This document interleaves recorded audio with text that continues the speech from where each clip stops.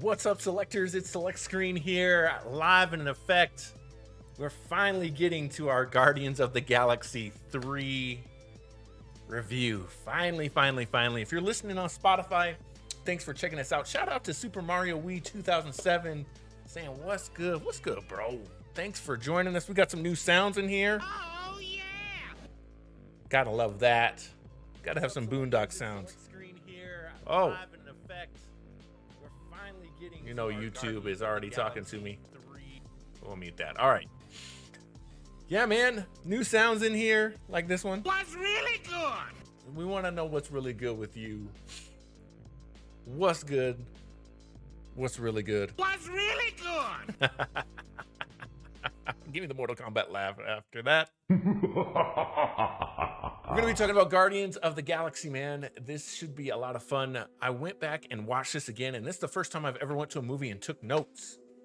I saw this in Las Vegas with Mrs. Select Screen. You can see our spoiler-free review over on our channel on YouTube, youtube.com/Select Screen.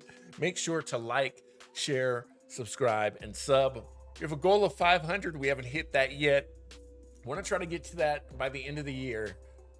So definitely tell your friends about the challenge, the channel, and acknowledge me.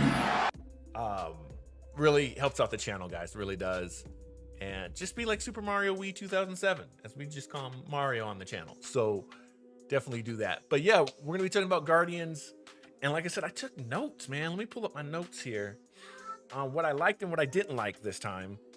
Kind of like Eric Voss does, I guess, on his channel. I wanted to see how you guys like this. I usually go off the cuff, off the dome, you know what I mean? But this time I want to do something a little different. We're going to go over my notes, talk about what I liked, what I didn't like. I gave the movie a C+ in our theater review. I want to know what you guys think. So again, leave a comment. Let me know what you think. Bruh. That being said, you guys have liked, you subscribed, you're listening on Spotify and iTunes and all these places for the podcast. Appreciate y'all so much for Choose your destiny. with me and all the other selectors. I'm ready. You're ready. Let's go.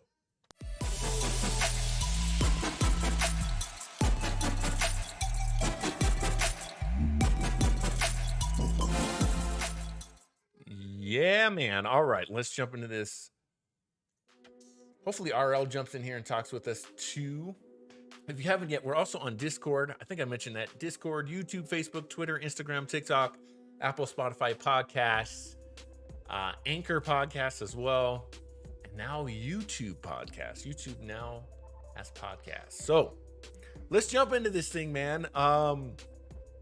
As usual, I'll talk about the good and the bad. You already know my grade. After seeing a second time, my grade isn't changing. I'm staying with a C+. Yeah. I'm going with a C+. And I know people are like, what? It's Guardians of the Galaxy. I like Guardians of the Galaxy. Let me say that first and foremost. I like 1, 2, and 3. But I do think the movies kind of go in that order. I think 1 was an A+ movie. I really do. 2 was like a B+ movie, and the third one is a C+ movie. Does that mean they got worse over time? Nope. No, I don't think so. These movies are still really great. I think, as a lot of Marvel movies had, they've just had a lot of stuff to do. For instance, let's talk about the things I didn't like about this movie. As I mentioned in our spoiler-free review, Groot really looks bad in this movie. I don't like it. I don't like he's a muscly teenager.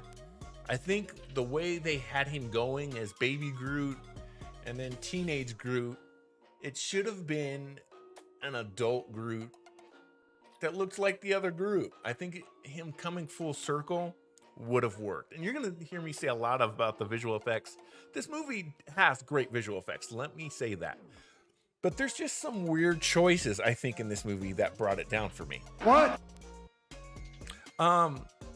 Another thing that kind of didn't work for me was the whole Gamora angle. Gamora really doesn't work in this movie.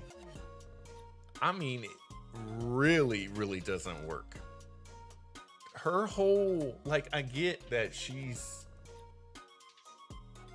not the same Gamora that we're used to, and word on the street is that they were going to kill her off, I believe, in the second one originally. But she's really kind of reverse of her sister, Nebula. And I don't think it works.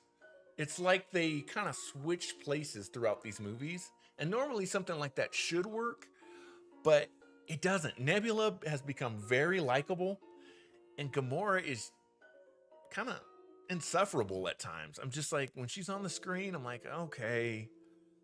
Like, Quill is in love with her, and she's like, no, I don't know you. I'm not in love with you. And that's it. And I'm done talking to you for the rest of Tonight! I don't know. And it's like, okay, well, that's wrapped up. But then we still have 60% of the movie left. It just bothered me. I don't know. Excuse me. That really didn't work. Mario says, I didn't even cry during Rocket's past or him almost dying. Same with Eddie's in Stranger Things 4. I've never watched Stranger Things because I'm a scaredy cat. But we'll get to that. Keep that in mind, Mario. Keep that in mind. Something else I didn't like in this movie is this guy. If you're not watching and you're listening, I'm pointing to Adam Warlock. Adam Warlock at the beginning of this movie, well, if you go back to Guardians 2, he set up with the Cocoon, the Sovereign, all of this stuff, and I feel like the Sovereign overall just got sidelined. Because the Sovereign were these big, huge, they're the Guardians, enemies, all this stuff, and it kind of came off like, I mean, it's all right. Like, yeah, they just kind of threw them in there. And it's like, wait a minute. They were a main point in the second movie to kind of move things along. And then all of a sudden, they just kind of threw him to the side. And that's how Adam Warlock enters. He just flies through and starts knocking out people, and there's Adam Warlock. Like, it would have been really cool to see him come out of the cocoon too early, even having the main villain breaking him out. Like, we wanted to see that. And that's been a problem, I feel like, with Marvel a little bit, is we're telling and we're not showing. Yeah! We got to start showing this stuff. That's what makes this stuff. Kraglin, again, as well, is just wasted. He's working on the Arrow, but a lot of the times, Kraglin and Groot are just sidelined. Like, hey, go watch Rocket. Hey, bring the ship around. Go do this. And that happens to several other characters. And that's, again, why this movie comes down a couple of pegs. Cosmo. I was really excited for Cosmo. I like that they changed Cosmo into being a female dog, closer reflecting what the actual Russian dog that they sent up. I forgive me for not knowing the name of the dog. But yeah, Cosmo was just like, I'm on a quest to not be called a bad dog. That doesn't work. Nope. I don't get it. Could have been so much more. And then on that note, Rocket and Groot's relationship was really not cared for. Like, in the first two movies, they're really, really close. Groot does obviously really care about Rocket, but it seems a little bit like Rocket just did not care about Groot. You know what I mean? He hugged him. Hey, I'm alive. Everything's cool. But he was more worried about the other characters that were in his past, right? About Lila, about Floor, about Teefs. and it was willing to leave Groot to be with them. And I just, again, I felt like that kind of disserviced the first two movies. And then lastly, everything on the living Ergo planet was bad. It looked like Scorn to me. Mario says, bad dog. And I liked Cosmo. I really did. But that living planet thing that they went on was unnecessary. It wasn't funny to me. And a lot of this movie is still funny. I'm gonna get to some of the things that I did like, but that gag, it didn't work.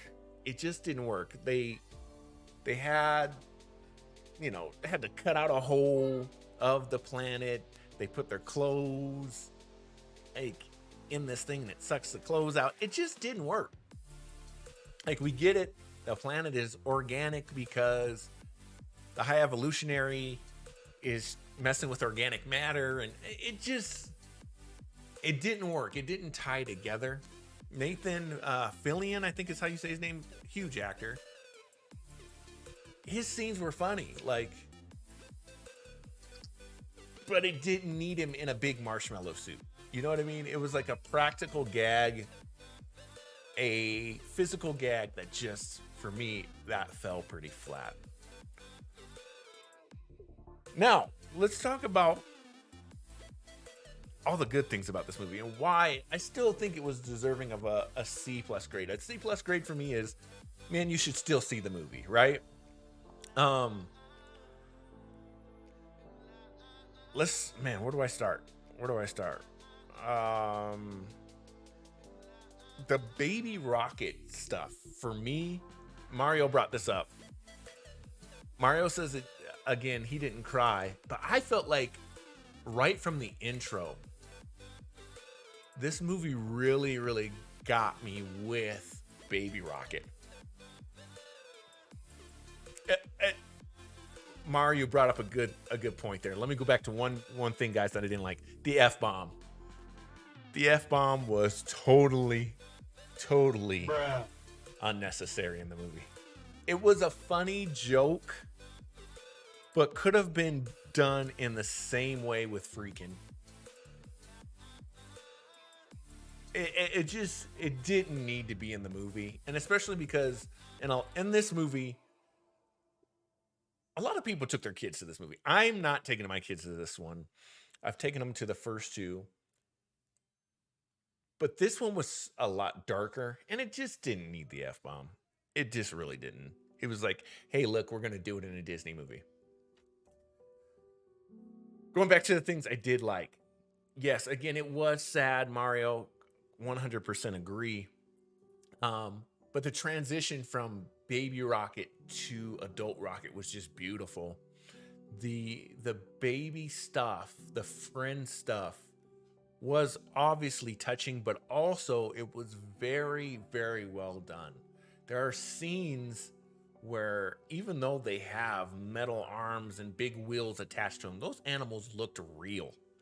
And they really did a great job on nailing that part. Flawless victory. And they needed to. They really needed to. Something else, the plot happens fairly fast, right? We don't waste a lot of time trying to figure out what this movie's about. It's very quickly like Quill he's missing Gamora, blah, blah, blah, but Rocket is going to die. So we need to move. Let's get going. Let's get him fixed up right now. And I really appreciated that it moved into the main plot very, very quickly. Again, the problem was Adam Warlock moved too quickly. So there's a balance there that maybe needed to happen a little bit more, but I really enjoyed that. Hey, we're getting to the main plot of the movie. We're not going to dilly-dally with a bunch of other stuff. Oh, yeah! I like too that the High Evolutionary did make the Sovereign. I just wanted that fleshed out more. But I like that angle because why else did they exist in the second movie? It gave them more of a purpose overall. Now, Aisha being kind of dropped a peg on the villain ladder kind of hurt, but nevertheless, it was a good way of tying him into the movie and having a little bit of investment. The other thing is the Ravengers. I thought this was kind of cool, and I don't know if anyone else picked on this, but one of the Ravengers who looked more like a fish, he specifically had a Doctor Strange portal. That was pretty neat to see that they were kind of tying that in. So maybe he studied under Doctor Strange and then left. That was pretty cool. I liked that. Oh,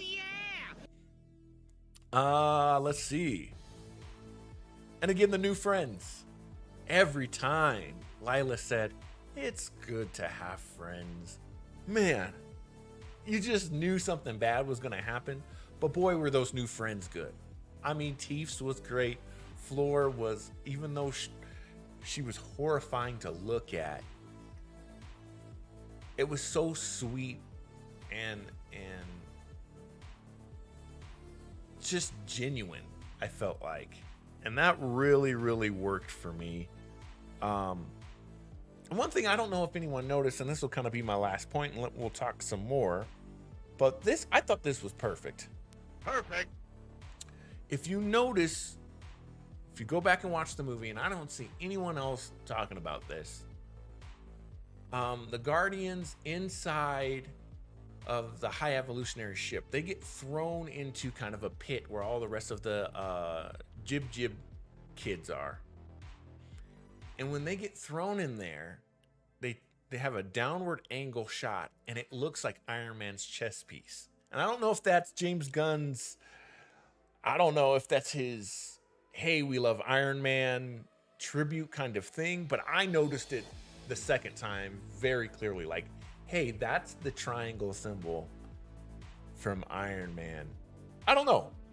James Gunn, if you're watching this, I'd love to know if that was an Easter egg or not. Flawless victory. Overall, I think this movie is a good movie. It's stronger than a lot of Phase 4. It's much stronger than a lot of the Disney Plus stuff. It felt worthy of a movie 100%. Yeah. It just, I think it rushed in the wrong places in some places, and then in some places it rushed in the right places. For instance, the helmet thing, which I brought up in the spoiler-free review. There's no reason why Quill shouldn't have left his helmet. It just doesn't make sense. But he did, and that's where we're at, and it heightened the drama, but I felt like that part was rushed. Let's see. Mario says, and Rocket literally got attacked in the first 10 to 15 minutes of the movie. He sure did. And that, again, that was cool. It was cool to see, like, what do they do when they can't just have a med pack fix everything? And I like where Gunn was going with that. I just think overall, it needed to slow down in certain areas and speed up in other areas. Just a pacing issue. If those pacing issues would have been addressed, I think this movie would have been just as good as the second one. The story was there. And let's see where Quill's going to end up in the end. You know what I mean? That's another thing that's going to be really interesting, is to see where he shows up again. Will it be, Secret Wars? I'm thinking so. It'll be weird to not see him with everyone else. I really, really, really liked Nebula in this one. It was good to see her walk into that role and the roles that she was in. I wanted more for her. If they had a show just about her, like, running stuff, it'd have been great. One of the reasons why I waited to do this spoiler-free review, the spoiler review, is very much so to talk about what's going on right now on Disney Plus, and that's Secret Invasion. It's a big plot hole here because the Guardians now own their own planet, right? And in Secret Invasion, the Skrulls are looking for a home. Why would Captain Marvel not say, hey, can I bring the Skrulls here? I think that needs to be addressed in some kind of way. Sheesh.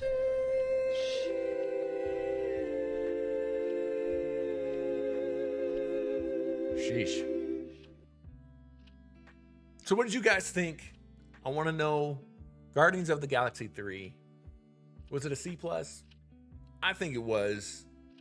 Definitely worth seeing. I saw it twice. Catching some extra stuff. And that's all I really got for you on this episode, man. New Easter egg. Hopefully James Gunn sees this and talks about it. With the Iron Man tribute. And overall, the takeaway from this, guys, is it's good to have friends. Definitely. Hopefully here, off topic, we hear from my man Wrestling and Aaron. They are at Friday Night SmackDown. So that's pretty cool. Check out our Discord to see some of their photos. They're over there in the UK right now. Money in the Bank is this weekend. So hopefully they're going to get some good stuff over there. And then maybe we'll do a little spoiler cast with them or something like that. I was hoping to talk to them tonight, but it may have been too late. But I'm sure specifically Wrestling will give me a full lowdown on what happened. I'm not even watching SmackDown. I want to hear it from Wrestling first as our scooper out there. So shout out to Wrestling. Shout out to Aaron. Give him a yeah, LA Knight. Yeah! Guys, check us out at linktr.ee/select screen. We're on Twitch, YouTube, Facebook, Twitter, Instagram, TikTok, Apple, and Spotify podcasts. Check us out on the YouTube podcast as well. Help us get to 500. Really helps out the channel so much, man. I'm so excited for what we've got planned in store. Much more Street Fighter 6, a lot more Mortal Kombat 1. If you guys haven't seen Elmo play through that yet, that is up on the channel as well. Lots more games, lots more movies. We're going to be talking about Across the Spider-Verse in a review very, very quickly. And then we've got some selector reviews still. We still got another one for DJ, so shout out to DJ as well, all right? Do two things for me, guys. As usual, be kind to one another. Remember to choose your destiny. My name's Select Screen, and I'm out.